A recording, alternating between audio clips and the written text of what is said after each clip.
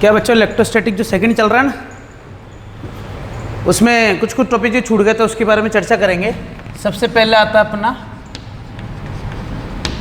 Electric potential.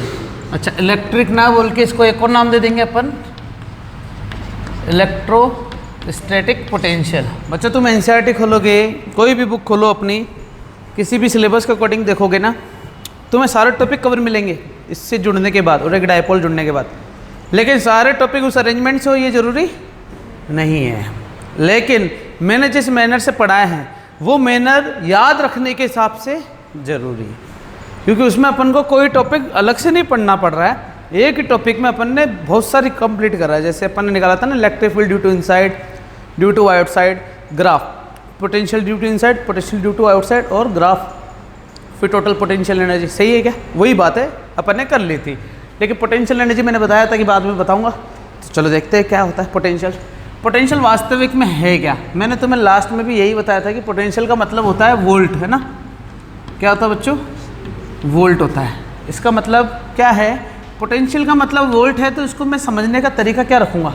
सबसे बड़ी बात तो ये है। तो सबसे पहले इलेक्ट्रिक फील्ड देखें अपन। F बराबर क्या होता है बच्चों? QE। तो ये जो इलेक्ट्रिक फील्ड है इसकी यूनिट होती है बच्चों न्यूटन पर कूलाम। सही है ना? फोर्स अपॉन ये, ठीक है। और यही एक और यूनिट होती है इसकी वोल्ट इंटू बच्चों क्या? मीटर।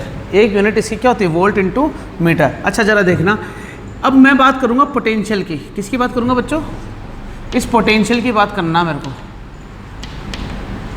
तो पोटेंशियल की बात करने के लिए क्या करना पड़ेगा मुझे? वोल्ट। अच्छा, वोल्ट पर मीटर होता है शायद, वोल्ट इंटू मीटर नहीं होता।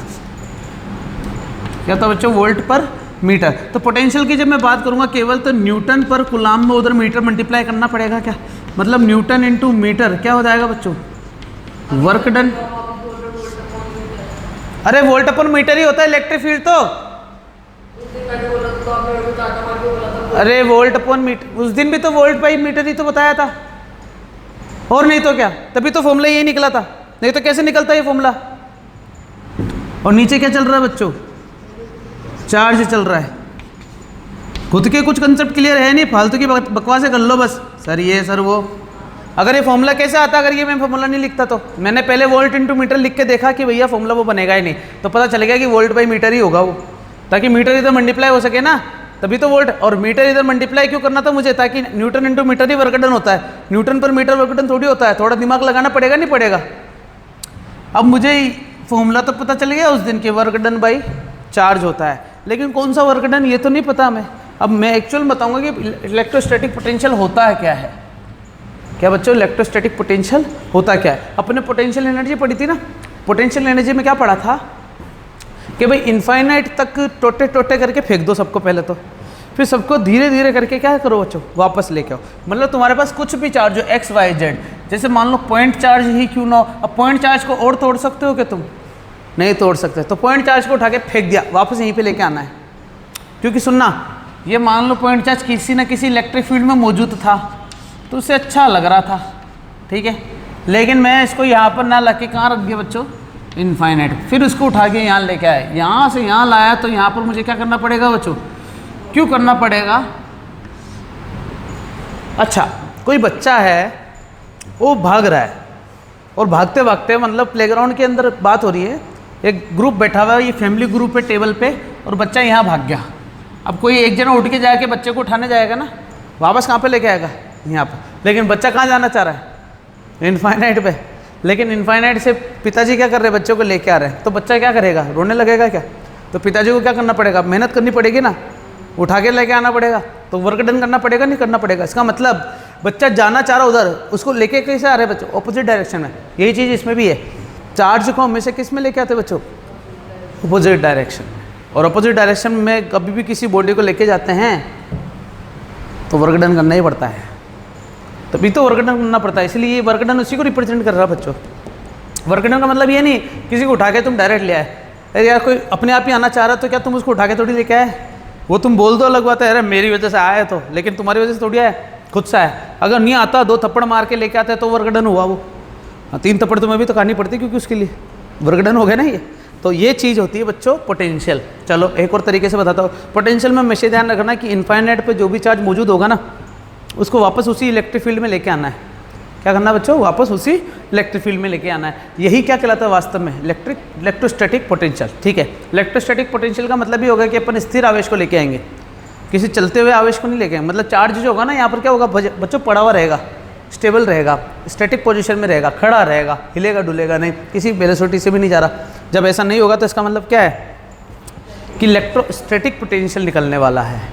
अगर मान लो कि कोई चार्ज मूविंग है, मूविंग उस साइड है, तो मुझे ज़्यादा काम करना पड़ेगा।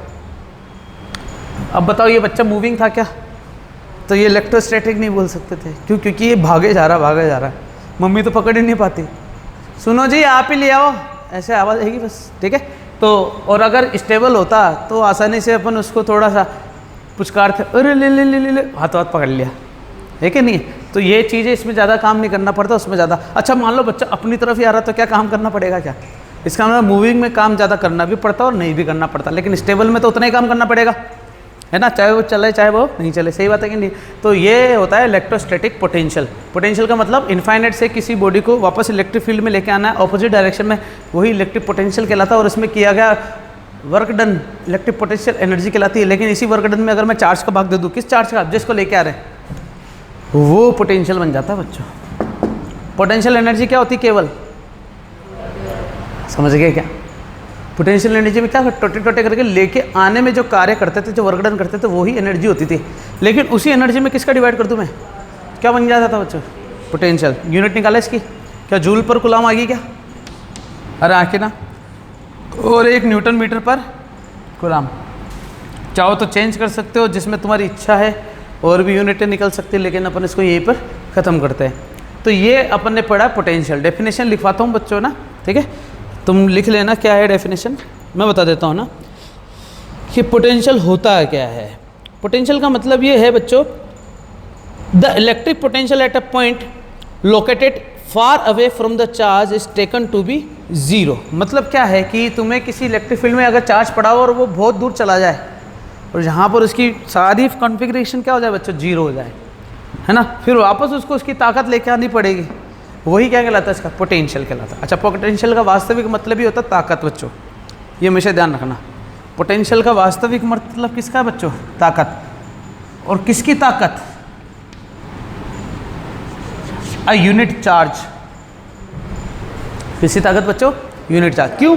क्योंकि तुमने भी देखा होगा, जब मैं पोटेंशियल एनर्जी पढ़ रहा था किसी कंडक्टिंग स्फीयर की या नॉन कंडक्टिंग स्फीयर की, तो उसके पहले टुकड़े करे थे, सबको एक यूनिट चार्ज में तोड़ा था, तब सबको एक एक लेके आया था। ऐसा थोड़ी है कि एक को पूरा उठा के फेंक दिया और उसी को लेके आ रहे हैं, नहीं, है कि नहीं है?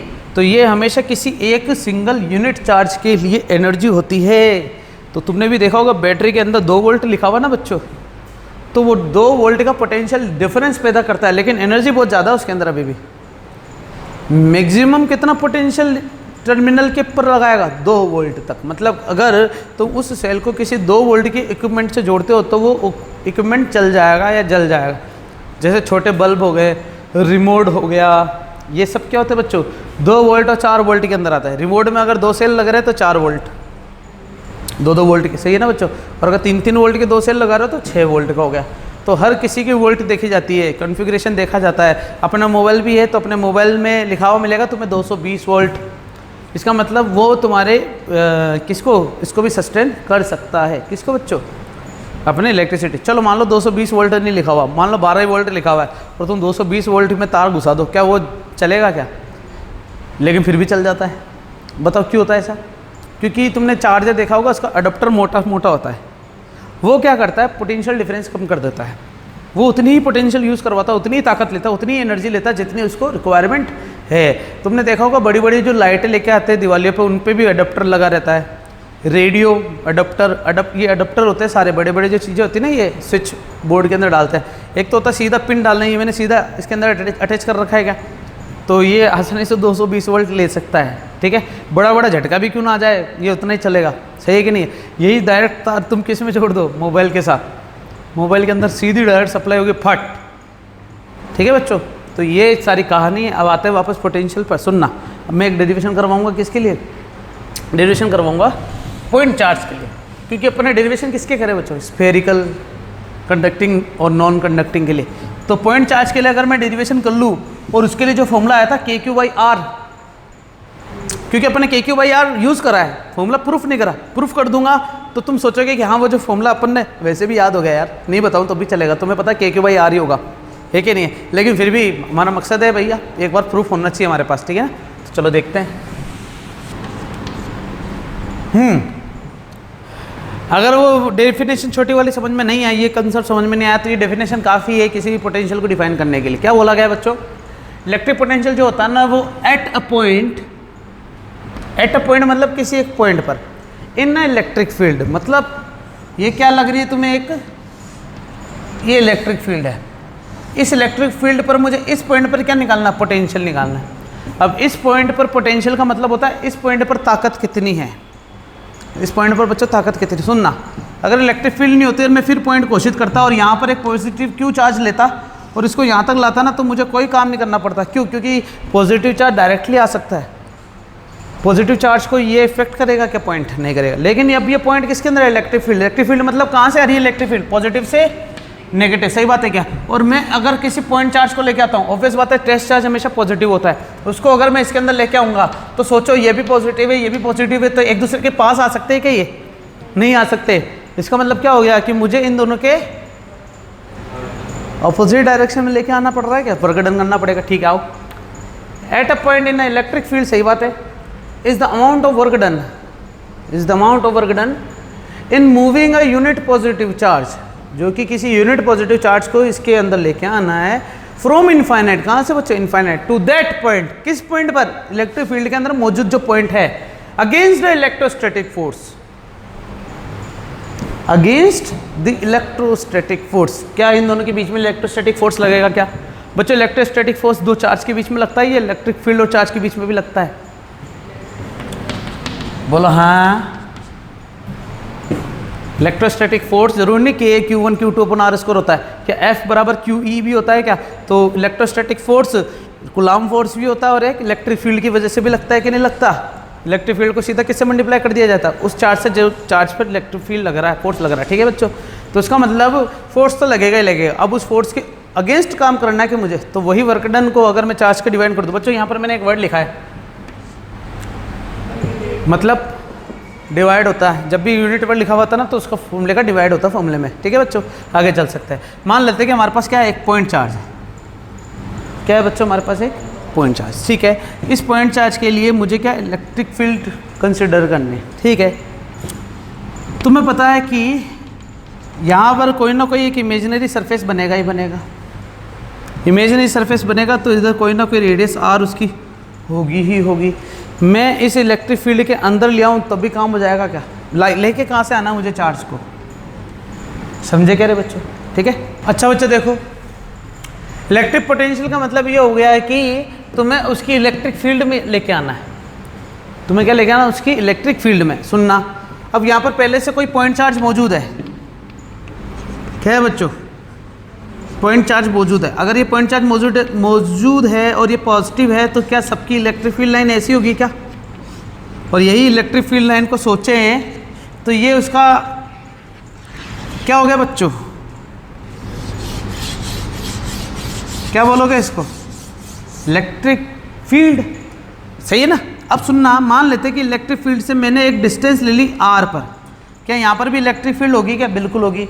बस मुझे इस पॉइंट चार्ज को जरूर नहीं है इसके संपर्क में लेके आना है, बस इसकी इलेक्ट्रिक फील्ड में ले आओ, काम हो जाएगा, बोलो हाँ।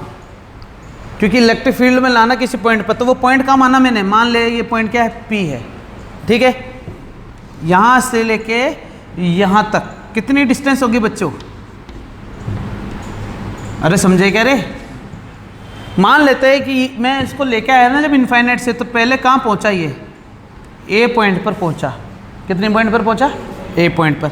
फिर कहाँ पहुँचा बच्चों, ये B पॉइंट पर पहुँचा, कितने पॉइंट पर, B पॉइंट पर। तो मैंने A से B तक जब पहुँचा तो कितनी डिस्टेंस ट्रेवल करी इसने, मान लो x, और पहले कितनी, ये dx मान लेता हूँ, और पहले कितनी ले ली थी, मान लो x, कि इनफाइनाइट से पहले ये कहाँ पहुँचा बच्चों, x तक, और एक छोटा सा अमाउंट भी ले लिया, कितना बच्चों मैंने, dx। क्यों लिया dx, तुम्हें पता चल जाएगा, इंटीग्रेशन कर देंगे काम हो जाएगा।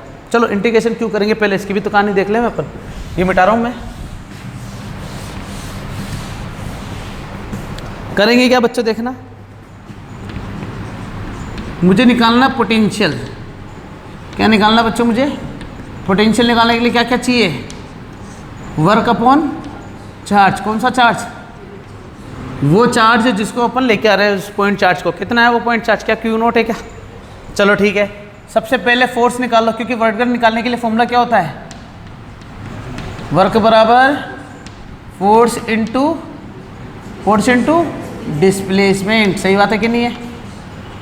ओके, तो फोर्स निकालना सबसे पहले। तो फोर्स कौन सा लगेगा, इलेक्ट्रोस्टैटिक के, कौन सा वाला पॉइंट चार्ज क्यू, फिर क्यू नोट अपन इनके बीच की डिस्टेंस कितनी मान लेते बच्चों, यहाँ से लेके यहाँ तक, क्या ज़्यादा होगी क्या डिस्टेंस, कोई ना, मैं इस पॉइंट पर बात करूँ, इस पॉइंट पर बात करूँ बच्चों, इस पॉइंट पर, तो कितनी हो जाएगी डिस्टेंस बताओ।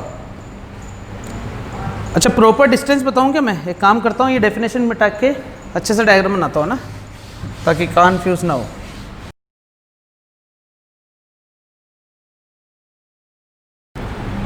पी पॉइंट पर मानना है जिसके यहाँ से लेके यहाँ तक डिस्टेंस कितनी है बच्चों, आर। लेकिन चार्ज कहाँ पर है बच्चों, क्यू नोट कहाँ पर मौजूद है, इनफाइनाइट पर। क्या क्यू नोट को यहाँ से यहाँ तक खींचा तब कितनी डिस्टेंस ली इसने बच्चों, एक्स डिस्टेंस ली। ठीक है, ये वाली एक्स नहीं है, यहाँ से ए पहुँचा, ए से कितना पहुँचा होगा ये बी, बी के बाद इसको यहाँ तक तो आना ही है, बिल्कुल है। तो मैंने छोटे से पोर्शन का पार्ट ले लिया, कितना है ये डी एक्स है। ठीक है, और सुनना, क्या ये यहाँ तक आ चुका है क्या, और इसी को मैंने नाम क्या दे दिया कि अभी भी ये कितना दूर है इससे, एक्स दूर है, ये मान लेते हैं। क्योंकि अपन इनफाइनाइट का तो नहीं डिफाइन लगा सकते, पता नहीं लगा सकते कि इनफाइनाइट कहाँ से आ रहा है, लेकिन ये जरूर पता लगा सकते हैं कि ओरिजिन कहाँ पर है। तो इसे अपन क्या बोलेंगे बच्चों, ओरिजिन। ओरिजिन मतलब समझते हो ना बच्चों, स्टार्ट कहाँ से हो रही है सारी कहानी। ठीक है, अब सबसे पहले क्या निकालेंगे अपन, फोर्स। फोर्स किस किस के बीच में, इस पॉइंट पर जो ये क्यू नोट चार्ज मौजूद था, यहाँ पर आ गया कि क्यू नोट चार्ज, बिल्कुल आ गया। तो फोर्स कितना होगा, के क्यू नोट अपॉन, समझेगा, कोई टेंशन वाली बात नहीं है। और चार्ज कितना बच्चों, क्यू नोट है क्या। अब सुनना, मुझे क्या करना, फोर्स इनटू क्या निकालना बच्चों, डिस्प्लेसमेंट, ताकि क्या निकल सके अपने लिए, वर्क डन निकल सके, है ना। तो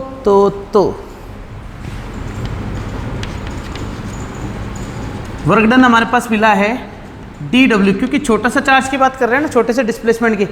जब छोटे डिस्प्लेसमेंट की बात करेंगे तो छोटा वर्क डन मिलेगा, कितना बच्चों, फोर्स इनटू डी एक्स। बोला हाँ, अगर बड़े की बात करता तो इंटीग्रेशन वाली बात कहाँ नहीं आ जाती। ठीक है, तो ये डी डब्ल्यू चल ही रहा है, एफ की वैल्यू क्या है, के Q naught upon x square, यहाँ पर क्या आ जाएगा बच्चों, डी एक्स आ जाएगा। दोनों तरफ क्या कर देंगे इंटीग्रेशन, ये डब्ल्यू हो जाएगा। लिमिट कहाँ से कहाँ तक सोचो, लिमिट कहाँ से कहाँ तक, कहाँ से आ रहा है अपन बच्चों, एक्स को यहाँ से नाप रहे हैं या यहाँ से नाप रहे हैं, वहाँ से नाप रहे हैं ना। ठीक है, स्टार्ट कहाँ से हो रहा है, एक्स यहाँ पर। लेकिन तुम्हें बच्चों इस चार्ज को लेके कहाँ पर आना है, क्या यहीं पे लेके आना है क्या। इसका मतलब एक्चुअल में सोचा कि एक्स की वैल्यू यहीं से स्टार्ट होनी है कि नहीं होनी है, और कहाँ पर ख़त्म होनी है। इसका मतलब क्या, लिमिट आर से लेके इन्फिनिटी ले लूँगा मैं। वापस थोड़ा दिमाग लगाते हैं, मैं इस पॉइंट चार्ज को इस फील्ड में लेके आना चाहता हूँ। क्या इस पॉइंट चार्ज को इस पर पटकना है क्या अपन को, नहीं, मुझे किस केवल इलेक्ट्रिक फील्ड के अंदर लेके आना है क्या। अच्छा, पोटेंशियल किस पॉइंट पे निकालना है, पी पॉइंट। तो अपना इनिशियल पॉइंट क्या होगा बच्चों, यही पॉइंट। एक्स की वैल्यू स्टार्ट यहाँ से नहीं करके कहाँ पर करेंगे बच्चों, यहाँ पर। अच्छा सुनना, अपन ने एक्स फिर ये वाला क्यों लिया, पूरा वाला। तो बच्चों ये वाला इसलिए लिया क्योंकि इलेक्ट्रोस्टैटिक फोर्स निकालना था अपन को। अरे समझे क्या, इलेक्ट्रोस्टैटिक फोर्स तो इन दोनों के बीच में ही लेंगे अपन। तो इन दोनों के बीच की डिस्टेंस क्या मानी है अपन ने, एक्स मानी। लेकिन जब मैं वर्क डन निकालने जाऊंगा तो वर्क डन मुझे सिर्फ केवल इनफाइनाइट टू आर तक ही चाहिए। अब लेकिन एक्स तो मैं तो लेफ्ट हैंड साइड से मेजर कर रहा हूँ, इसलिए फॉर्मूला क्या बन जाएगा हमारे पास बच्चों, आर से लेके इनफाइनाइट। चलो आगे देखो, W बराबर कॉन्स्टेंट क्या क्या, के क्यू नॉट 1/r² का इंटीग्रेशन और dx। लिमिट r से लेके इनफाइनाइट तक चलाऊंगा क्या, 1/r² का आंसर क्या आएगा, के क्यू नॉट माइनस का 1/r होता है बच्चों, पता है या नहीं पता ये। ठीक है, और चीज़ देखना, के क्यू नॉट। और सुनना, जब मैं इनफाइनाइट रखता हूँ तो माइनस का इनफाइनाइट है, और जब मैं r रखता हूँ तो माइनस माइनस प्लस हो जाएगा क्या बच्चों। हाँ, क्योंकि माइनस रखता हूँ तो माइनस आएगा और माइनस की वजह से ये प्लस हो जाएगा, और तुम चाहो तो माइनस बाहर लेके फिर खेलो, एक ही बात है। ठीक है, अब देखना ये तो क्या हो जाएगा पूरा 0, तो क्या बचेगा के क्यू नॉट अपॉन आर, और इधर क्या है बच्चों वर्गडन। किस चार्ज को लेके आए थे, इस वाले को या उस वाले को, क्यू नॉट को। तो यहाँ पर इस क्यू नॉट को क्या कर दो बच्चों, इसके डिवाइड कर दे, तो डब्ल्यू बराबर डब्ल्यू अपॉन क्यू नॉट क्या बचेगा के क्यू बाई आर। ये पॉइंट चार्ज के लिए पोटेंशियल का फॉर्मूला तैयार हो गया। सही बात है कि नहीं, कि ये है पोटेंशियल। अपन इसको यही लिखते रहते हैं ना अभी तक, के क्यू बाई आर, के क्यू बाई। हाँ बेटा, यहाँ पर अच्छा इधर ये एक्स स्क्वायर, ये तो सही है, नहीं ये भी एक्स। अब ठीक है, लिमिट लगाने के बाद तो ये पूरी कहानी किसकी बच्चों, किसी भी पॉइंट चार्ज के लिए इलेक्ट्रिक फील्ड। तो अपन ने जो स्फेरिकल शेल या स्फेरिकल एचएनसी जिसके लिए भी निकाला था ना बच्चों, सबके लिए तुमने देखा होगा फॉर्मूला चेंज बिल्कुल नहीं हुआ था लेकिन आर में हुआ था। अगर इलेक्ट्रिक फील्ड जीरो है तो पोटेंशियल कांस्टेंट है, तो लिक्विड पोटेंशियल सरफेस बन गया, तो लिक्विड पोटेंशियल सरफेस बन गया, तो हर चीज़ के लिए पोटेंशियल कांस्टेंट होगा, सरफेस से नापा जाएगा। वो सारी कहानी पता है, इसलिए बताने की जरूरत नहीं है। लेकिन हाँ, ये चीज़ समझ में आ गया कि पोटेंशियल होता क्या है, निकलता कैसे है, और इसकी यूनिट क्या होती है। फालतू की बातें जो भी थी सब अपन ने समझ ली। क्या समझ में आ गया सारा। तो पोटेंशियल के लिए हमेशा याद रखना बच्चों, हम इनफाइनाइट से टोटे टोटे करके उठा के लेके आते हैं। उठा के लेके आने में जो वर्क डन करना पड़ता है वो तो एनर्जी में कैलकुलेट हो जाता है, लेकिन उसी वर्क डन में किसका डिवाइड करते हैं अपन बच्चों, चार्ज का। अच्छा सुनो बच्चों, अगर मैं पोटेंशियल एनर्जी निकालूँ पहले या पोटेंशियल पहले निकालूंगा, सोचो। पहले एनर्जी निकलेगी बच्चों, क्योंकि वर्क डन निकल जाएगा ना पहले। वर्क डन निकला नहीं निकला पहले, और अगर वर्क डन पहले निकल गया तो उसी को तुम क्या बोल देते थे, यही एनर्जी है कि नहीं है। तो तुम्हें याद होगा शायद बच्चों कि के क्यू स्क्वायर बाई आर जैसा कुछ मिला था। क्यू स्क्वायर क्यों बोलते थे, क्योंकि यहाँ पर क्या हो रहा है, क्यू इंटू क्यू नॉट। अब अगर ये दोनों चार्ज में सेम ले लेता तो क्या क्यू स्क्वायर होता कि नहीं होता।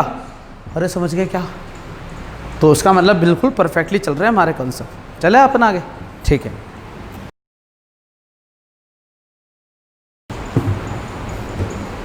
हेडिंग आता बच्चों अपना इलेक्ट्रिक डाइपोल। अब क्या होता है इलेक्ट्रिक डाइपोल, है ना, ये हमारे लिए क्वेश्चन है। अच्छा कि इलेक्ट्रिक डाइपोल होता है क्या है। तो डाइपोल समझाने के लिए मैं तुम्हें बताता हूँ बच्चों, ये प्लस क्यू और माइनस क्यू दो सेम मैग्नीट्यूड और अनलाइक चार्ज। समझ रहे हो क्या लिखा है इसका मतलब दो चार्ज ऐसे लेने जिसका मैग्नीट्यूड तो क्या हो बच्चों सेम हो, और चार्ज क्या है बच्चों अनलाइक। अनलाइक क्या होता है, मतलब अनलाइक मतलब क्या होता है, प्लस और माइनस। ठीक है, तो इसका मतलब मैंने एक प्लस चार्ज ले लिया, एक माइनस चार्ज ले लिया, लेकिन दोनों का मैग्नीट्यूड क्या है बच्चों सेम। और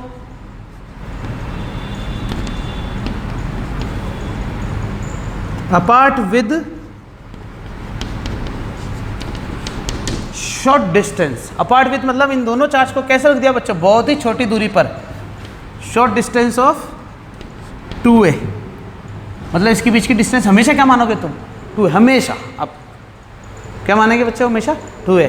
डेफिनेशन होगी डायपोल की, ठीक है ना। डायपोल एक ऐसा अरेंजमेंट होता है जिसमें दो unlike charge with having same magnitude are apart with short distance of 2a known as electric dipole. ठीक है, इलेक्ट्रिक डाइपोल के लिए बच्चों तुम्हें याद होगा मैंने इलेक्ट्रिक फील्ड लाइन की कहानी भी बताई थी। पॉजिटिव से निकलेगा नेगेटिव में घुसेगा, बोलो हाँ ऐसे कुछ था क्या, ये भी था क्या, ये भी था ऐसे।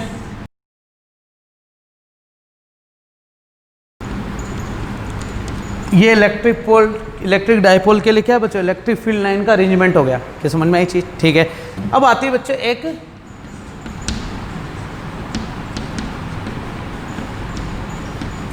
एक छोटे छोटे नंबर के क्वेश्चन होता है। डाइपोल मूवमेंट, क्या बच्चों डाइपोल मूवमेंट क्यों होता है, डाइपोल मूवमेंट जरा समझते हैं। डाइपोल मूवमेंट का वास्तविक अर्थ क्या है इसके बारे में भी जानकारी देते हो। मान लेते हैं कि एक इलेक्ट्रिक फील्ड है, ट्र ट्र ट्र ट्र ट्र ट्र, और इसके अंदर अपन ने क्या करा बच्चों, एक इलेक्ट्रिक फील्ड सॉरी डाइपोल रख दिया। कैसे रखा,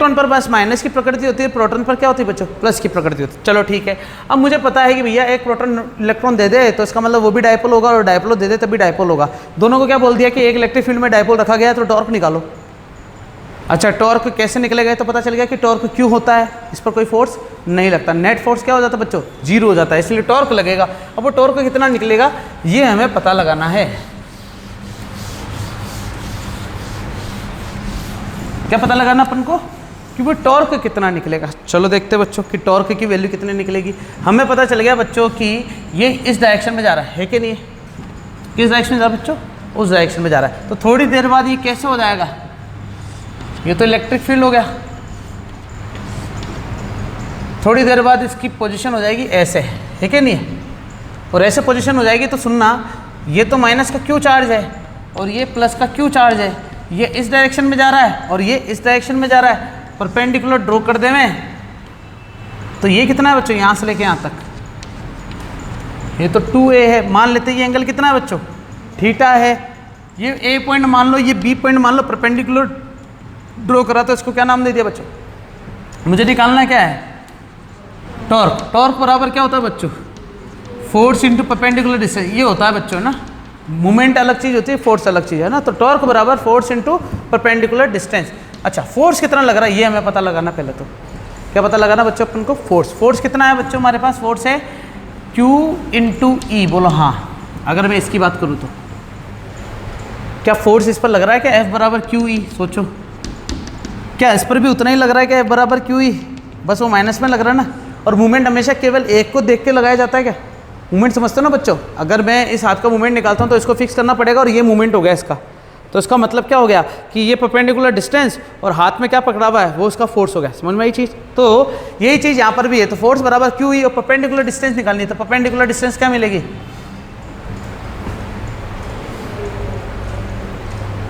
ए एन एम बोलूँ या एन बोलूँ? अब ठीक है, परपेंडिकुलर डिस्टेंस क्या होगी बच्चों? A M. कैसे? क्योंकि फोर्स इस डायरेक्शन में लग रहा है और डिस्प्लेसमेंट ये है क्या? अरे समझ गया क्या? ये वाली थोड़ी लेते हैं अपन। सुनना, इसमें भी फोर्स इधर है और डिस्टेंस भी इधर है, तो ये परपेंडिकुलर थोड़ी हुई आपस में? नहीं। चलो आओ इधर। तो ए एम की वैल्यू चाहिए मुझे। तो किसकी वैल्यू चाहिए बच्चों? A M. तो सुनना बच्चों, क्यू ई इंटू में क्या ये 2a साइन थीटा के बराबर होगा क्या? कैसे? तुम्हें पता है कि एक ट्राइंगल जो बन रहा है, ये एंगल थीटा है, ये 2a है, तो ये 2a क्या होगा बच्चों? और ये क्या होगा? 2a। बस हो गया समझ में? जहाँ एंगल बनता वहाँ कोस थीटा, जहाँ नहीं बनता वहाँ साइन थीटा। सुनना बच्चों, e अपनी तरफ अलग से, 2qa अपनी तरफ अलग से, और यहाँ क्या चल रहा है बच्चों? Sine theta. 2qa को क्या लिख सकते हैं अपन? अभी भी बताया था बच्चों, p होता है ना? तो e इंटू पी इंटू में क्या है बच्चों? Sine theta. तुम्हें याद आ गया बच्चों, ये E क्रॉस P का फॉर्मूला है।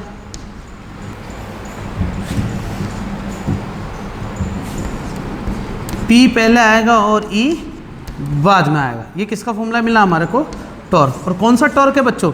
कि किसी भी इलेक्ट्रिक डायपोल को इलेक्ट्रिक फील्ड में रख दिया जाता है तो उस पर कोई फोर्स तो नहीं फील होता, लेकिन टॉर्क जरूर फील होता है कि ये इलेक्ट्रिक डायपोल पता है क्या होगा? घूमने लग जाएगा आपस में। क्या लग जाएगा बच्चों? घूमने लग जाएगा। अच्छा सोचो बच्चों, ये जो फॉर्मूला निकाला ना अपन ने, इस फॉर्मूले पर थोड़ी चर्चा करते हैं अपन, है ना?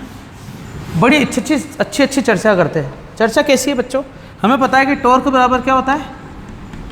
P E sine theta. होता ही नहीं होता है? बिल्कुल सही है। अब ये जो फॉर्मूला है जिसमें थीटा की वैल्यू 90 रख दूँ, 90 मतलब समझते हो? इलेक्ट्रिक फील्ड यहाँ है, और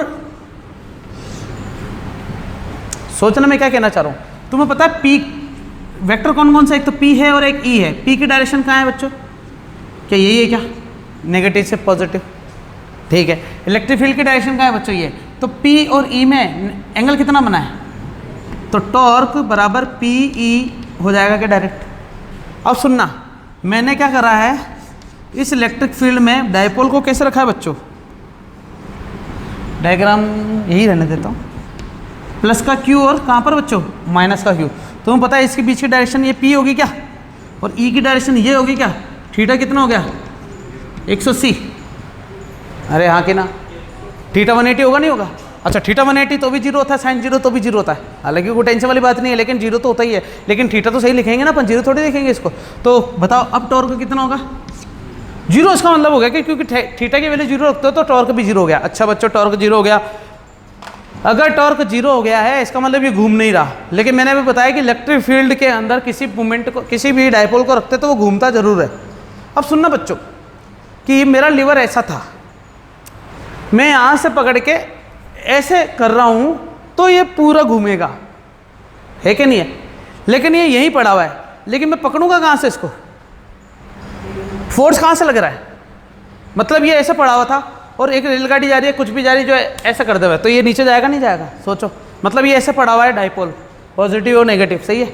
और इलेक्ट्रिक फील्ड ऐसे आ रही है, ऐसे आ रही है, और ये बीच में पड़ा हुआ है, पड़ेगी कि थप्पड़? तो ये नीचे जाएगा। लेकिन ये ऐसे पड़ा हुआ अगर, और इलेक्ट्रिक फील्ड ऐसे जा रही है, तो बताओ इस पर थप्पड़ पड़ेगी क्या? दोनों की डायरेक्शन क्या हो गई? जीरो। दोनों की डायरेक्शन क्या हो गई? 180। बोलो हाँ। तो क्या अब ये इस पर टॉर्क दे पाएगा क्या? जब टॉर्क नहीं दे पाएगा तो क्या ये घूम पाएगा क्या? तो तुम्हें पता है बच्चों, घुमाने के लिए एक टॉर्क देना बहुत जरूरी है। कैपेसिटर क्या करते हैं पंखों के अंदर? टॉर्क कब करते हैं? मैं बताया कैपेसिटर आएगा ना अपना अगला टॉपिक, उसमें क्या निकालेंगे अपन? कैपेसिटेंस निकालेंगे, पावर स्टोर करना सीखेंगे। लेकिन वो एक्चुअली में क्या प्रोवाइड करता है? टॉर्क। मतलब ये जो पंखा है इसके अंदर कैपेसिटर क्या कर रहा है? इसको टॉर्क देता है, तो घूम लेगा। ऐसा नहीं है कि मोटर चल रही है बार बार है, नहीं। मोटर तो भैया एक कांस्टेंट स्पीड से चलेगी, लेकिन इसको घुमाने के लिए एक टॉर्क की तो जरूरत होती है ना। मतलब टेम्पो वाला भी अगर अपना टेम्पो स्टार्ट करेगा तो वो पहले पकड़ेगा, ढुर खींचेगा। चलो मान लो किसी का हैंडल खराब होगा तो क्या करेगा? रस्सी लपेटेगा, हाँ, ढुर समझे क्या? इसका मतलब ये हो गया कि हमेशा याद रखना बच्चों, टॉर्क जब भी अपन पढ़ेंगे ना तो एक इनिशियल टॉर्क देना बहुत ज़रूरी है, फोर्स बहुत इंपॉर्टेंट है। अगर तुम परपेंडिकुलर नहीं होते तो 90 भी 0, थीटा भी 90 नहीं होता, और जब थीटा 90 नहीं होता तो ये वैल्यू भी नहीं मिलती। सही बात है कि नहीं? इसका मतलब torque depends on theta as well. Okay, एक चीज़ और, अगर इलेक्ट्रिक फील्ड नहीं होती तब भी ये घूमता क्या? घूमता नहीं, तब भी टॉर्क जीरो होता ना। तो टॉर्क जीरो होने के बहुत सारे कारण हैं, लेकिन टॉर्क परफेक्टली चाहिए तो थीटा की वैल्यू क्या होनी चाहिए बच्चों? 90 होनी चाहिए। 0 और 90 के बीच होनी चाहिए। सोचो 45 होता तब भी चलता, क्योंकि ये ऐसे पड़ा हुआ मान लो और ये ऐसे जा रहा है, तब भी थोड़ा बहुत तो पड़ ही जाता। हाँ, ऐसे पड़ा हुआ तो ज़्यादा थप्पड़ पड़ती, और ऐसे पड़ा हुआ तो ऐसे थप्पड़ पड़ती, ए जड़ता। एक होता चाटा मारना सीधा छक्का, एक होता ए जड़ाना टू चौका या 2 रन। समझ में आई बात? तो ये चीज़ क्या होती है बच्चों? इलेक्ट्रिक डायपोल के लिए कहानियाँ। क्या क्या पढ़ा डायपोल में अपने? डायपोल क्या होता है, फिर क्या पढ़ा? डायपोल मूवमेंट, फिर क्या पढ़ा? किसी इलेक्ट्रिक फील्ड में डायपोल को अगर खड़ा रख दिया जाए तो उस पर क्या इफेक्ट पड़ेगा। तो क्वेश्चन अगर आता है तो हमें बता देना चाहिए। क्या बोलोगे बच्चों? कि वहाँ पर एक टॉर्क जनरेट होता है, और टॉर्क का फॉर्मूला क्या होता है? P cross E। ये क्रॉस प्रोडक्ट है। सुनना, टॉर्क हमेशा इन दोनों के क्रॉस प्रोडक्ट के बाद भी क्या मिलता है बच्चों? वेक्टर। तो ये क्रॉस प्रोडक्ट किसको बताता है बच्चों? वेक्टर क्वांटिटी को बताता है। आगे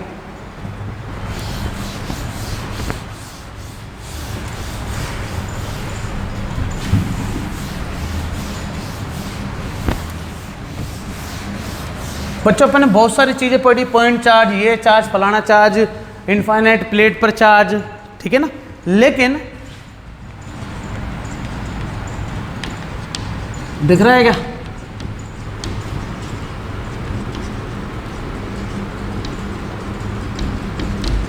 क्या निकाल रहे हैं अपन? Due to dipole. अच्छा, अब डायपोल पर जो इलेक्ट्रिक फील्ड होती है ना बच्चों, 2 प्रकार की होती है। एक तो एक्सियल और एक होती है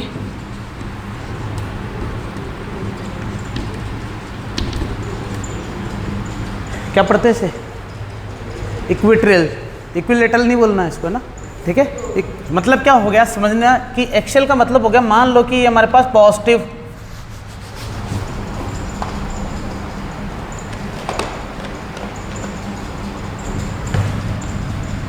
मान लो हमारे पास ये क्या है बच्चों? पॉजिटिव, और ये क्या है बच्चों? नेगेटिव। और मुझे इलेक्ट्रिक फील्ड कहाँ निकालनी है बच्चों? इस P पॉइंट पर निकालनी है। इन दोनों के बीच की डिस्टेंस तुम्हें पता ही है क्या है बच्चों? सेंटर से यहाँ की डिस्टेंस मैं बता देता हूँ तुम्हें, क्योंकि इन दोनों के बीच की डिस्टेंस से ही निकालोगे तुम तो इलेक्ट्रिक फील्ड एक तो इसके लिए निकालने में हाथों हाथ, ठीक है। तुम्हें पता है बच्चों, अगर ये A है और ये क्या है बच्चों? P है, तो P पर जो भी होगा तो वो टेस्ट चार्ज होगा, और टेस्ट चार्ज हमेशा क्या लेते हैं बच्चों? पॉजिटिव। कितने डिस्टेंस पर? सेंटर से कितने डिस्टेंस पर? डिस्क्रिप्शन अपने हिसाब से लिख सकते हैं, कोई टेंशन वाली बात नहीं है। आगे देखो, अगर ऐसा होता है तो तुम्हें पता है कि ये पॉजिटिव इस पॉजिटिव को क्या करेगा? क्या धक्का ही देगा क्या? बोलो हाँ। तो इस पॉइंट पर इसकी वजह से जो इलेक्ट्रिक फील्ड होगा क्या इसी डायरेक्शन में होगा क्या? और ये नेगेटिव इस पॉजिटिव को क्या करेगा? अपनी तरफ खींचेगा क्या? तो मतलब इसकी वजह से यहाँ पर जो इलेक्ट्रिक फील्ड होगा क्या ई भी होगा क्या? बोलो हाँ। तो टोटल जो ई नेट मिलने वाला है वो किसके बराबर होगा? वो ई ए प्लस ई बी के बराबर होगा क्या? अरे हाँ कि ना। ई ए की वैल्यू क्या है बच्चों? के क्यू अपॉन बीच की डिस्टेंस का स्क्वायर है ना।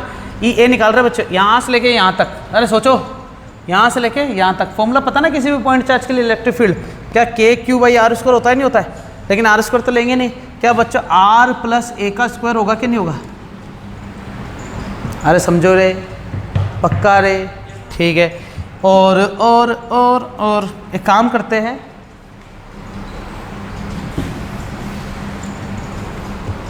मुझे मैग्नीट्यूड निकालना, मान लो क्या निकालना मुझे? मैग्नीट्यूड। मैग्नीट्यूड का मतलब समझते हो ना? ये फिर ये फिर ये, याद आ रहा है क्या? बोलो हाँ। और ये कॉस थीटा कितना? 180 की नहीं है? कैसे पता चला? अरे समझ गए क्या? तो फॉर्मूला लगा के करो तब भी बात एक ही, नहीं लगाते तब भी लिख देता। मैं डायरेक्ट लिखता ना बच्चों, ई ए माइनस ई बी, तब भी मानते तुम। लेकिन ऐसी वाली बात नहीं। सुनना, अब मुझे क्या निकालना बच्चों? ई नेट निकालना है। अब ई नेट का जो फॉर्मूला होगा वो अंडर रूट हो जाएगा।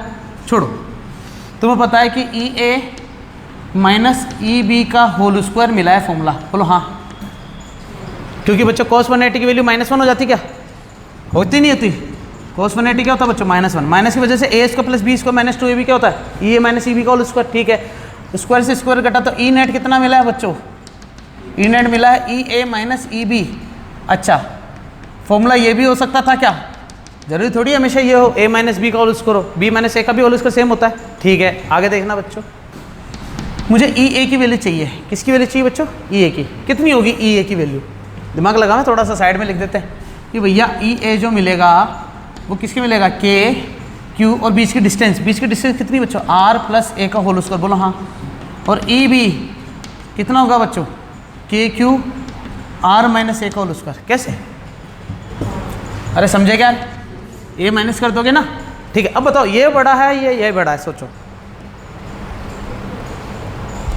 कौन सा बड़ा है दोनों में से, लगाओ बच्चों दिमाग लगाओ, कौन सा बड़ा है, ये वाला बड़ा है या ये वाला बड़ा, बी वाला बड़ा। क्यों, क्योंकि नीचे माइनस में और ये प्लस में, तो इसको छोटा कर देगा ना। तो इसका मतलब फॉर्मूला ये लोगे या ये लोगे, ई बी, समझ में आएगा। ले तो दोनों सकते हैं ना, लेकिन अब हम बड़े में से छोटा माइनस करेंगे, छोटे में से बड़ा माइनस करेंगे, क्योंकि नेट तो पॉजिटिव है नेगेटिव है, बात तो एक ही अपने लिए। तो मैं पॉजिटिव लेना चाहता हूँ, तो क्या बचेगा, ई नेट बराबर के क्यू कॉमन, ये आगे आएगा क्या बच्चों, आर माइनस ए का whole square -1 upon r plus a का होल स्क्वायर। एलसीएम पेल्सियम और कैल्शियम क्या आएगा, ये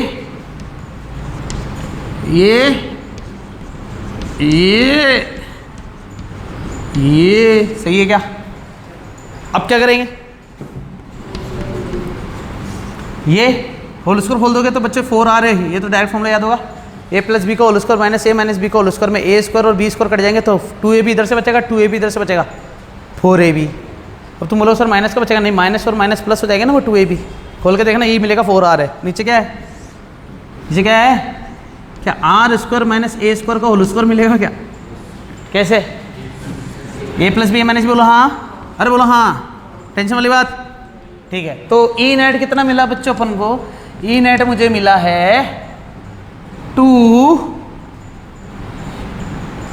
के पी, सही कर रहा हूँ क्या मैं, आर की पावर 4, जिसमें आर स्क्वायर और जो माइनस ए स्क्वायर है ना, तुम्हें पता है भाई जो आर जो है वो काफ़ी बड़ा होगा ए से, बोलो हाँ कैसे, क्योंकि मैंने तुम्हें बताया यार ये बहुत छोटी डिस्टेंस होती है। जब ये बहुत छोटी डिस्टेंस होती है तो आर तो इसके सामने क्या है, बहुत बड़ा है। जब आर इसके सामने बहुत बड़ा है तो इस में से इसको क्या कर देंगे बच्चों, लगभग 0, तो आर स्क्वायर का स्क्वायर क्या हो जाएगा, आर की पावर 4। अब सुनना, ये जो इसमें से एक 2 ले लो, इसमें से क्यू ले लो, इसमें से ए ले लो, उसको क्या लिख दिया मैंने, अरे समझ में आएगा, 2qa को, और जो 4 में से 2 बचा हुआ था 2 आगे लिख दिया, के बचा के लिख दिया, आर लिखा हुआ आर लिख दिया, चल कट गया क्या। तो ई नेट कितना बचा अपने पास, 2kp/r का क्यूब। अब बताओ ये वेरिएबल फॉर्मूला मिला है या कांस्टेंट मिला है, वेरिएबल मिला है। k कांस्टेंट है क्या, p कांस्टेंट है ना, डायपोल मोमेंट 2q है, हमेशा कांस्टेंट, चार्ज भी कांस्टेंट, a भी कांस्टेंट, मतलब कांस्टेंट। ये क्या है, वेरिएबल है। इसका मतलब डायग्राम कैसा बनेगा बच्चों, सही लिखा है कि मैंने डायग्राम,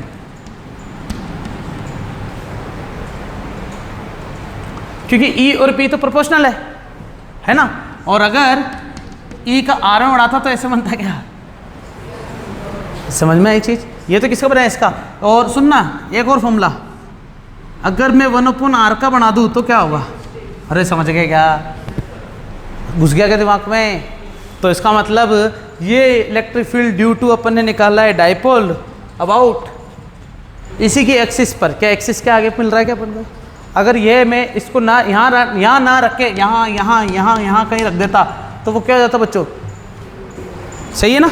उतारो सारा वीडियो पोस्ट करके। अगला कंसेप्ट अपने पास क्या आता बच्चों, सेकंड वाला पोर्शन है ना, हिंदी में से कहते हैं निरक्ष पर, मतलब इसके अक्ष से थोड़ा कहाँ जाना अपन को, बाहर जाना है। चला देखते हैं। तो यार ये मिटाई देता हूँ। ओके, सेकंड वाले पे बात कर रहे हैं अपन बच्चों, सेकंड वाले पे बात कर रहे हैं तो मतलब ये क्या है, माइनस का क्यू और ये क्या है, प्लस का क्यू। चलेगा, मुझे इस पॉइंट पर, इसके सेंटर से जा रहा है ना, इस P पॉइंट पर निकालना है। ये क्या है बच्चों, पॉजिटिव है, ये क्या है बच्चों, नेगेटिव है, ये पॉइंट हमेशा ए होगा, ये पॉइंट हमेशा बी होगा, चलेगा? ठीक है, सुनना बच्चों, ये पॉजिटिव इसको क्या कर रहा है, समझ में आया? और ये पॉइंट इसको क्या कर रहा है बच्चों? अरे समझ में आया क्या? नहीं आया? पक्का आ गया? ठीक है, ये एंगल मैंने क्या मान लिया बच्चों? थीटा है। सुनना, अगर ये सेंटर में है तो या ये भी थीटा होगा क्या? सोचो, ये थीटा तो क्या ये भी थीटा है क्या बच्चों? ये थीटा है तो क्या ये भी थीटा है क्या? अरे समझ में आया बच्चों? ये ई बी कोस थीटा हो गया क्या ये? और ये ई बी साइन थीटा हो गया क्या ये? बच्चों ये ई ए कोस थीटा हो गया क्या ये? बोलो हाँ। और ये ई ए साइन थीटा हो गया क्या ये? तुम सोच रहे होंगे सर क्या बकवास कर रहे हो, कोई टेंशन वाली बात तो नहीं है ना बच्चों? ऐसा करते हुए आ रहा है बहुत पहले से, अपन थ्योरी लिखाने की जरूरत तो नहीं है ना? बिल्कुल सही है। अब देखना बच्चों, तुम्हें पता है कि ये दोनों और ये दोनों ऑपोजिट डायरेक्शन में जा रहे हैं क्या? मतलब ई ए साइन थीटा बराबर ई बी साइन थीटा है कि नहीं है? तो ये दोनों एक दूसरे को क्या कर देंगे बच्चों? कैंसिल आउट कर देंगे, ठीक है ना? मतलब दोनों लगभग क्या है बच्चों? बराबर है। इसका मतलब ना तो ये मूवमेंट ऊपर जा रहा है ना तो ये नीचे आ रहा है। जा कहाँ पर ये टोटल इलेक्ट्रिक फील्ड, क्या इसी डायरेक्शन में जा रही है क्या? ये दोनों तो कैंसिल आउट हो गए। मतलब इससे अपन क्या बोलेंगे? नेट फॉर वाई डायरेक्शन, है कि नहीं है? अब मैं किसके लिए निकालूंगा? एक्स डायरेक्शन के लिए। तो ई जो मिलेगा नेट वो किसकी वजह से मिलेगा अपन को बच्चों? इन दोनों की वजह से। कितना? बोलो हाँ, अरे बोलो ना हाँ। मैंने 2E A cos थीटा लिखा, सही है क्या? कोई टेंशन वाली बात तो नहीं है ना? बिल्कुल सही है। अब ये जो E A निकाला अपन ने, इसमें वैल्यू तो निकालनी पड़ेगी सबकी।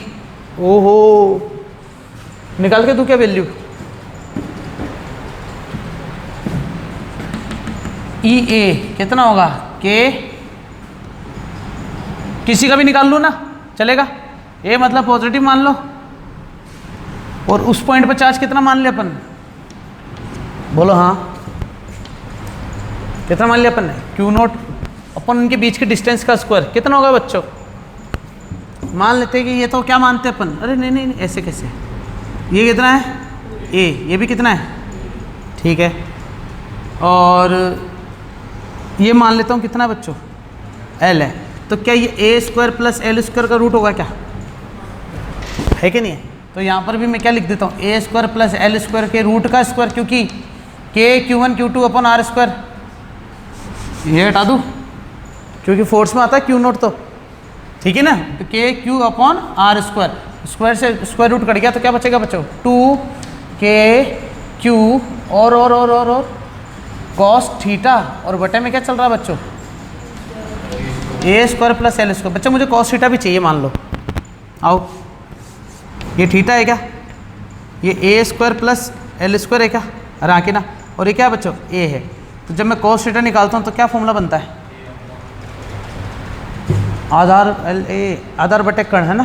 तो आधार मतलब ये बेस अपॉन ये, सही है क्या? ठीक है, इधर आओ। तो यहाँ पर cos थीटा की वैल्यू 2KQ, ऊपर आ गया A। तुम सोच रहे होंगे बच्चों A आ ही जाता कुल मिला के, ताकि 2QA को क्या लिख दे अपन? P लिख दे, सही है ना? और इधर क्या चल रहा है बच्चों? A square plus L square का रूट। अब सुनना, 2QA को तो P लिख दो क्या डायरेक्ट? तो PK, और नीचे क्या आ जाएगा बच्चों? A square plus L square की पावर 3/2। बोलो हाँ। बताओ A बड़ा है या L बड़ा? हैं?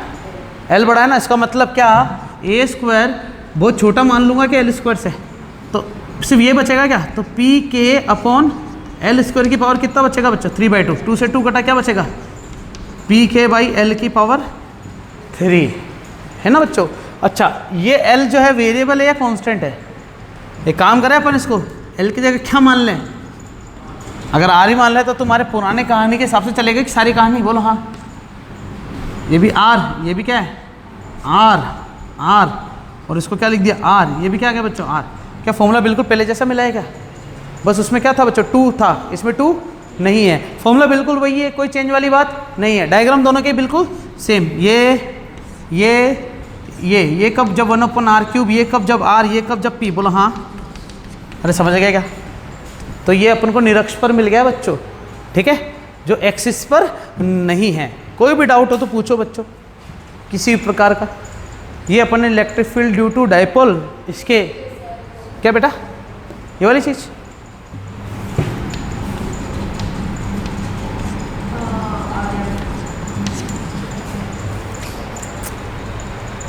चले ले ले ये ठीक है। ये कितना है, ये कितना है, मैंने बताया ई ए बराबर किसके है, तो 2E cos थीटा होगा, नहीं होगा, नहीं आया समझ में। अब ठीक है, इसको काट के मैंने बताया ना कि ये दोनों बराबर हो जाएंगे, तो मैं ई ए लिखूँ या ई भी लिखूँ, दोनों का आंसर सेम आएगा। चलो एक चीज़ और, ई ए का मतलब होता है के क्यू बाई आर स्क्वायर। बस यार क्यू ही तो चेंज हो रहा है, पॉजिटिव और नेगेटिव, जबकि क्यू तो सेम ही है।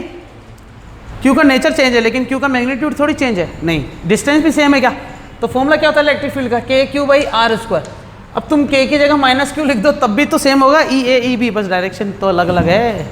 तो मैंने वैसे तो प्रूफ भी कर दिया था, इसलिए डायरेक्ट यूज़ करके 2E cos थीटा लिख सकते थे। ठीक है, और बोलो कुछ डाउट। देखो बच्चों, ज़्यादा दिमाग नहीं लगाएंगे अपन इसमें ना, क्या निकालना अपन को, पोटेंशियल फॉर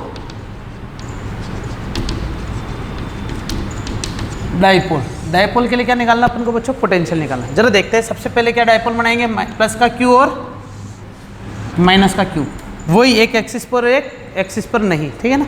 तो इस पॉइंट पर यहाँ तक डिस्टेंस कितनी है बच्चों हमारे पास, 2 है। कहाँ से लेके आना, मान लो पी पॉइंट से पोटेंशियल निकालना, तो इसका मतलब समझते हो ना बच्चों कि इन दोनों की वजह से कोई ना कोई इलेक्ट्रिक फील्ड तो निकलेगी। बस एक इनफाइनाइट से कहाँ तक लेके आना बच्चों, किसी पी पॉइंट तक अपन को किसी चार्ज को उठा के लेके आना है। कौन से चार्ज को, पॉइंट चार्ज को। क्यू नोट वो हमेशा पॉजिटिव होता है, याद रही, ठीक है। अब इसके लिए जब अपन पोटेंशियल निकालते हैं इस पॉइंट पर, तो सोचो बच्चों ये पॉजिटिव चार्ज इसको क्या करेगा, खींचेगा या धकेलेगा, धकेलेगा। तो मुझे पता है कि जो पोटेंशियल होगा ना V, वो एक तो V1 की वजह से, VA की वजह से होगा और एक VB की वजह से, क्योंकि A पॉइंट और B पॉइंट। तो इस पॉइंट पर एक तो VA मिलेगा, बोलो हाँ, और एक क्या मिलेगा बच्चों, VB। समझ में आई चीज़। तुम्हें पता है दोनों माइनस होंगे, लेकिन मुझे पता है कि पोटेंशियल जो होता है वो क्या होता है, टोटल निकाला जाता है, तो वो हमेशा क्या किए जाते हैं बच्चों, प्लस किए जाते हैं। आगे देखना फॉर्मूला क्या होता है पोटेंशियल निकालने का, किसी के क्यू बाई आर होता है कि नहीं होता है। अब सुनना, ई ए निकालूंगा तो ए पी होगा, और यहाँ माइनस लगाना जरूरी है क्या, पहले माइनस या पहले प्लस, पहले माइनस या पहले प्लस, पहले माइनस, लेकिन प्लस भी ले लेंगे तब भी कोई फर्क नहीं पड़ेगा। चलो देखो बच्चों, पहले माइनस के लिए कि यहाँ पर पहले माइनस आ गया, फिर बाद में क्या आएगा, बाद में प्लस। ए पी, ये पी पॉइंट है क्या, यहाँ से लेके यहाँ तक की डिस्टेंस हमेशा क्या मानते हैं अपन, आर। रखो के क्यू बाई ए पी की वैल्यू कितनी होगी, यहाँ से लेके वहाँ तक, क्या आर प्लस ए होगी क्या, और उसकी वैल्यू आर माइनस ए। अच्छा, इसमें भी वही कंसेप्ट लगा था, तुम्हें पता चलेगा माइनस क्यों लिखा, क्योंकि कम है ना, ज़्यादा वाले में प्लस लगाएंगे, वही वाली बात है, पुरानी वाली कहानी थी, कोई टेंशन वाली बात नहीं। के क्यू माइनस अंदर है तो 1/r minus A, 1/r plus a, तो के q r plus a, r minus a, और नीचे क्या जाएगा बच्चों, चलेगा क्या, कोई टेंशन वाली बात, पक्का बच्चों। ए प्लस बी माइनस बी का क्या हो जाएगा, ये क्या आर से आर कटेगा क्या, ए और ये माइनस माइनस क्या हो जाएगा, क्या हो गया 2, और इधर क्या हो जाएगा के क्यू, नीचे क्या आ गया बच्चों, मैंने तुम्हें पहले ही बता दिया आर क्या है बच्चों, बहुत बड़ा है, तो इसका मतलब के पी ही आर स्क्वायर। समझ गए क्या, क्या मिला ये, पी कैसे लिखा मैंने इसको। अच्छा, फॉर्मूले में अगर फॉर्मूला अगर ऐसा लिखा हुआ मिल जाए तुम्हें कभी, पोटेंशियल वाली बात, पक्का ना बच्चों, ठीक है। तो यही चीज़ किसकी के लिए क्या थी बच्चों, ये है potential on electric dipole at axis, सही ना। किसी एक्सिस पर अगर कोई पॉइंट चार्ज पड़ा हुआ या कोई पी पॉइंट है उस पर इलेक्ट्रिक पोटेंशियल निकालना, तो ये उसका फॉर्मूला मिलेगा। डायग्राम बना सकते हैं क्या अपन, सबका बना सकते हैं, तो इसका भी बना सकते हो, कोई टेंशन वाली बात नहीं है। स्क्वायर है ना बच्चों, डायग्राम कैसा बनेगा, ये वाला 1/, होता तो कैसा, टी होता तो कैसा, अरे समझे क्या, चलेगा ना बच्चों, और आर होता तो ऐसा, ठीक है ना, कोई टेंशन वाली बात नहीं। अब अपन किसकी बात करेंगे बच्चों, वही वैसा का वैसा ही पोटेंशियल निकालेंगे, कहाँ पर, यहाँ पर। अब जब मैं यहाँ पर निकालूंगा तो सुनना, एक तो इसकी वजह से निकलेगा और इसकी वजह से निकलेगा क्या, तो समझेगा। तुम्हें पता है पोटेंशियल तो क्या होता है बच्चों, सीधा ऐड होता है, V1 प्लस V2, यही मिलेगा ना। V1 मतलब इन दोनों के बीच की डिस्टेंस कितनी है बच्चों, इसको R मानो, इसको A मानो, क्या ये R square plus A square होगा क्या, बोला हाँ का रूट। सुनना, V1 मतलब K माइनस का Q upon R square plus A square का रूट बोलो हाँ। V2 मतलब K Q R square plus A square का रूट बोलो हाँ। यहाँ माइनस क्यों आया, क्योंकि माइनस का क्यू चार्ट था। यहाँ प्लस क्यों आया, क्योंकि प्लस का। पोटेंशियल हमेशा क्या होता है बच्चों, ऐड होता है। कट गया क्या पूरा का पूरा, पोटेंशियल कितना मिला। मतलब अगर तुम किसी 2 पॉइंट चार्ज के बीच में बैठे हो और दोनों खींचना चाह रहे हो तो तुम्हारा पोटेंशियल क्या होगा, तुम कहीं नहीं जाओगे। अरे बात सुन में, तुम कहीं नहीं जाओगे, तुम्हारे यहाँ पर कोई काम नहीं होगा, कोई वर्कडन नहीं होगा, इसलिए पोटेंशियल भी क्या होगा बच्चों, जीरो। लेकिन अगर ऐसा हो जाए बच्चों, कैसा हो जाए, ऐसा, ये मोस्ट इंपॉर्टेंट है अभी जो बताने वाला हूँ ना, है ये मोस्ट इंपॉर्टेंट है। जरा देखना क्या, कि मान लो ये क्या है माइनस का क्यू और ये क्या है बच्चों प्लस का क्यू, और थोड़ा नीचे बनाओ,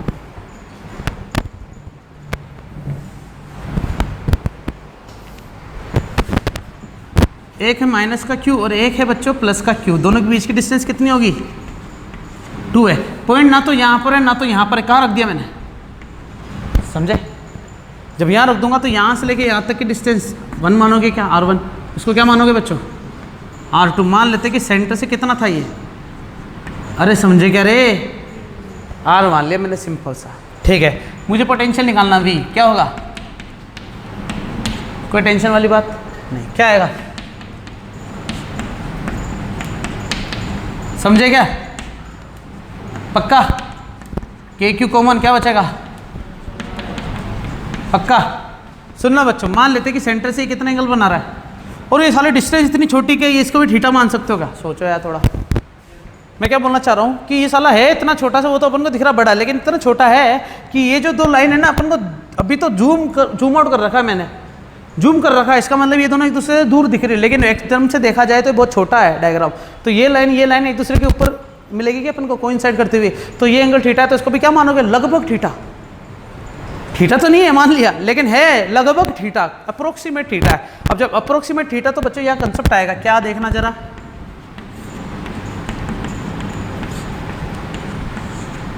समझ में आया कि कुछ क्या करा मैंने, पोटेंशियल वाली बात। ठीक है, एल्शियम पेल्शियम कैल्शियम, ठीक है।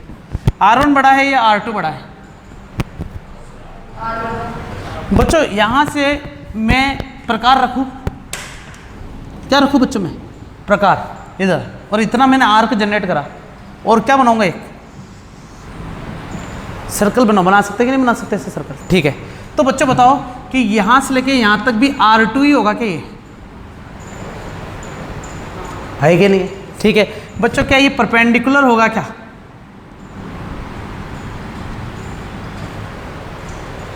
क्योंकि क्या है ये सर्कल की रेडियस है, सर्कल की रेडियस सर्कमफ्रेंस पे क्या होती है बच्चों, 90 डिग्री। ठीक है, मैंने बताया ये R2 है और ये पूरा कितना है, तो ये कितना हो गया, और यार तो इसका मतलब बच्चे ये जो आर्क था, मैं ऐसा ना बोल के इधर एक सीधी लाइन खींचूं तो तुम्हारे पास एक कुछ ऐसा डायग्राम मिल रहा है क्या जिस पर ये 90 डिग्री जैसा कुछ बन रहा है। अरे आके ना, ये कितना है बच्चों, 2 है, ये कितना है R1 माइनस R2, और ये कितना है बच्चों, कैसे थीटा माना, ये थीटा है तो इसको भी क्या माने, लगभग थीटा है, लगभग थीटा है। नोट डाल के लिख लेंगे कि बच्चों यहाँ पर ये बहुत छोटी आकृति है, इसलिए ये बीच वाले से थीटा है, तो इधर साइड वाले से भी क्या होगा बच्चों, थीटा। अब तुम बोलो सर ये भी थीटा मान लो, हट, अबे यार ये तो दिख रहा है ना, तुम्हारी आंखें खराब थोड़ी हो रही है, ठीक है ना, तो किसी एक को थीटा मानना पड़ेगा। ठीक है, अब आओ इधर आगे, मुझे क्या निकालना बच्चों, यही निकालना है क्या, देखो बच्चों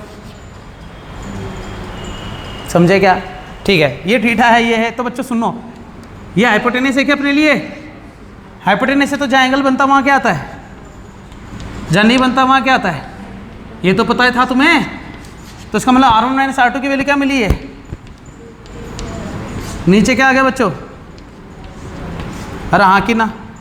अब मैंने बोला कि भैया इसको थीटा माना है, अगर थीटा माना है तो क्या R1 को R भी मान सकते हो क्या। अरे यार देखो सोचो, मैंने इसको लगभग थीटा माना तो क्या लगभग R1 R के बराबर होगा ही नहीं होगा, मतलब इतनी छोटी आकृति है तो, और R2 भी R1 के बराबर होगा नहीं होगा, मतलब ये डायग्राम बहुत छोटा इतना सा है और साले इस पे मुंह लग रहे हैं। तो यहाँ इसी के अंदर मौजूद है, R1 भी है, R2 भी है, और क्या है बच्चों, क्या तीनों एक ही प्रजाति के हो गए क्या, क्योंकि मैंने अगर इसको थीटा माना है, इसका मतलब ये वो छोटा माना है। जब ये वो छोटा माना है तो ये R1 और R2 और R2 ये R तीनों के आपस में बराबर होंगे क्या, लगभग अप्रोक्सीमेट बराबर होंगे क्या। ठीक है, तो इसका मतलब क्या तुम इसको R² लिख सकते हो क्या, इस R1 R2 को। मतलब मैंने यहाँ पर एक कंसेप्ट लगाया बच्चों, क्या कंसेप्ट ये लगाया है कि जो R1 R2 होगा ना वो क्या होगा बच्चों, 2a cos थीटा होगा, और R1 इंटू R2 जो होगा ना R² होगा। तुम्हारा दिमाग खराब कि यार सर R1 R2 को आप R मान रहे हो तो यहाँ पर भी R मानो ना, तो R माइनस R 0 करो ना। अरे सोचो, हो नहीं सकता क्या ऐसा? तुमने, मैंने क्या बोला है कि इसको भी R मान लो अगर ये बहुत छोटा है, इसको भी R मानो अगर ये बहुत छोटा है, तो R1 इंटू R2 क्या हो जाएगा, R²। तो साला यहाँ पर भी रखो ना R ताकि कट के 0 हो जाए। लेकिन बच्चों तुम खुद सोचो, ये 2a पे डिपेंड कर रहा है पूरा, और 2a क्या है, वैसे ही बहुत छोटा है, लगभग 0 के बराबर ही है क्या, तो तुम इसको 0 लिखने से अच्छा ये तो लिख सकते हो। अरे हाँ कि ना। और इसका तो बिल्कुल प्रूफ मिला मुझे कि 2a cos थीटा मिला है। इसका कोई प्रूफ नहीं था, तो अजम्पशन के हिसाब से अगर थीटा है तो इसको भी क्या मान लिया R। तो मुझे R1 R2 को एक्चुअल में हटाना था, R1 R2 को एक्चुअल में बच्चों हटाना था। अब सुनना, मैं तुम्हें कहानी बता देता हूँ बच्चों, ये है कंसेप्चुअली सारा, ये साला अजम्पशन पे चलता है और आंसर बिल्कुल सही आया है। अब पता है इसका डेरिवेशन वैसे दो पेज का है ना। अगर तुम तुम्हारे स्कूल से देखोगे, हर टीचर, कोई टीचर ये वाला डेरिवेशन करवाता, कोई टीचर ट्रेडिशनल मेथड वाला डेरिवेशन करवाता पूरा, जो इसमें इंटीग्रेशन पिंटीग्रेशन ये वो फलाना डेम का बहुत सारी चीज़ आ जाएगी, ठीक है। लास्ट में जाके यही फॉर्मूला निकलना है, लास्ट में जाके फॉर्मूला तो क्या निकलना है, ये निकलना है। तो अब तुम डिसाइड कर लेना तुम्हें क्या करना है। हाँ, अगर तुम्हारे स्कूल में वो वाला डेरिवेशन करवाया है तो तुम्हें करना तो वही पड़ेगा, क्योंकि यार स्कूल वाले सोचेंगे कि मैंने तो इस तरीका वाला करवाया है और तुम ये वाला तरीका कर रहे हो, ऐसा कैसे हो सकता है कि नहीं। तो ये थोड़ा लफड़ा रहता है स्कूल वालों के साथ में, तो वो लफड़ा अब तुम तुम्हारे स्तर पे ही निपटारा कर लेना, ठीक है बच्चों। तो मैं चलूँ आगे, ये फॉर्मूला मिला है। अब मैं बताओ 2QA को क्या लिख दूँ, तुम्हें एक चीज़ पता चलेगी, 4 फॉर्मूले पड़े, चारों में 2QA बराबर P। तो क्या है KP/R²। यहाँ क्या मिला बच्चों, थीटा मतलब समझते हो कि ये कितना है। अब सुनना, थीटा की वैल्यू 90 ले लो बच्चों, 90 का मतलब समझते हो, यहाँ ले लो। तो cos 90 क्या होता है बच्चों, क्या यही मिला था कि पोटेंशियल? अरे हाँ, वो थीटा की वैल्यू क्या ले लो बच्चों, 180 ले लो, हैं थीटा की वैल्यू 180 ले लो। अब तुम इधर ले लो, 180 मतलब समझते हो ना। तो cos 180 बच्चों -1, तो इसका मतलब यहाँ पर आ जाएगा माइनस का। अब पोटेंशियल को भी माइनस का होता है क्या, मॉड्यूलस लगा देना, समझ में आई चीज़, एडिशन होता है ना चीज़। ये हुआ बच्चों डायपोल की सारी कहानियाँ ख़त्म, ठीक है। मैं तुम्हें एक चीज़ बता देता हूँ, कुछ भी चीज़ अगर समझ में नहीं आई हो तो समझ लेना, तो समझ लेना। डायपोल 100% बच्चों पूछा जाता है, हर साल क्वेश्चन बनते ही हैं। अच्छी बात यह कि डायपोल को अपन ने अलग से पढ़ लिया, ये पूरा लेक्चर डायपोल को अपन ने अलग से दे दिया, तो है ना इंटरेस्टिंग सी बात। तो अपन कभी भी इसको अच्छे से पढ़ सकते हैं किसी भी समय पे, इसलिए सारे नोट्स बना के रखना, शब्बा के राज के लिए तक काफ़ी।